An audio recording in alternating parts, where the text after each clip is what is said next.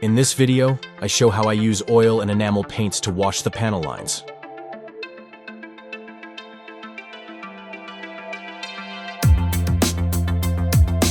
I first diluted Winsor Newton Griffin Alkyd fast-drying oil paints with AK white spirit. High-quality oil paints should only be used for this purpose, as the pigments of cheaper ones will fall apart or become too clumpy. You can experiment with another turpentine-based preparation instead of white spirit. This one worked for me because it's not so aggressive.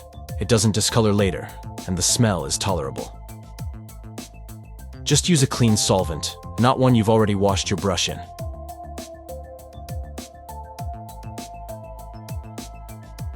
The pigments and art oils are fine enough to give a nice uniform coverage even when over-diluted, so they work well as filters.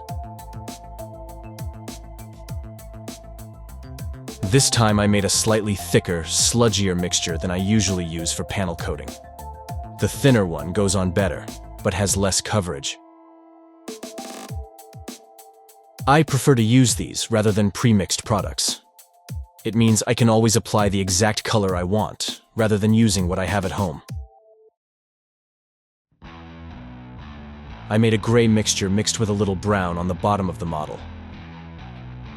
You can also use it in a very dilute state, just to coat the panel lines and wipe off the excess after about 20 minutes drying. Instead, this time I chose the method of not applying it strictly to the panel lines, but also smearing it on the edges of the panels to imitate their dirtiness. You have to take into note that during drying the oil will fade a little, lightening. So where you find the effect is weak, you should apply more paint. The capillary effect makes the paint spread better on a glossy, lacquered surface than on a matte paint. An important difference between oil paint and enamel is that oil can be shaped and wiped back after 10 to 20 minutes or even hours of drying. Enamel cannot.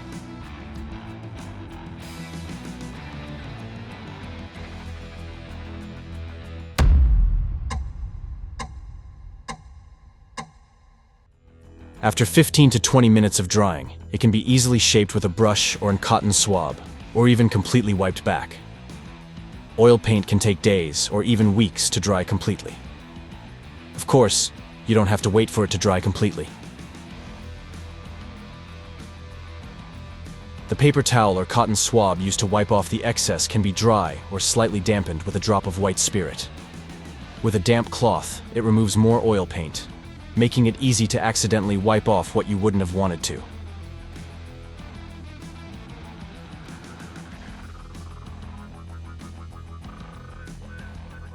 I use a damp brush to remove excess from hard-to-reach areas or the center of the panels. Otherwise, use a separate brush when using oil paints. Many artists recommend using squirrel hair.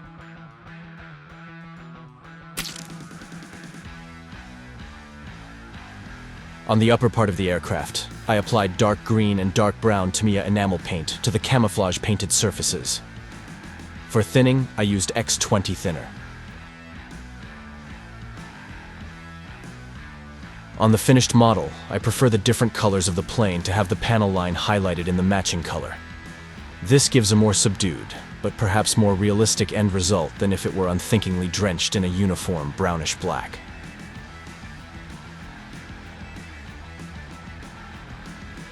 Compared to the oil, enamel is more opaque when over-diluted and gives a more uniform finish when dry. However, diluted enamel should be handled with care as it can tend to attack weaker lacquers, can start to strip the paint as most of the mixture is a thinner.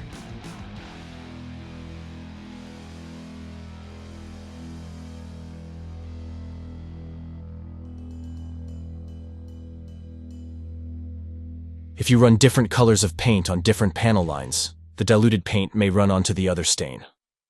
This is usually not an issue, but if it is a problem, you will need to wipe back the panel line and then use masking fluid to delineate the masking area. When I use enamel, I don't wait for it to dry. I wipe off the excess immediately.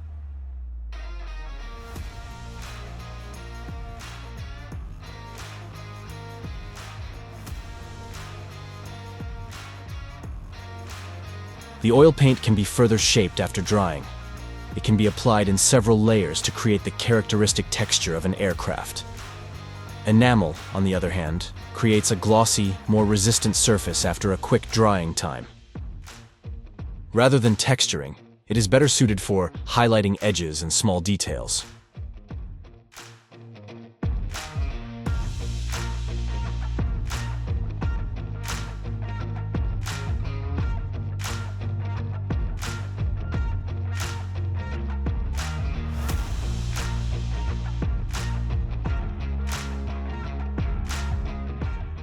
It is important to protect the finished work with a coat of varnish after 1 to 2 hours of drying.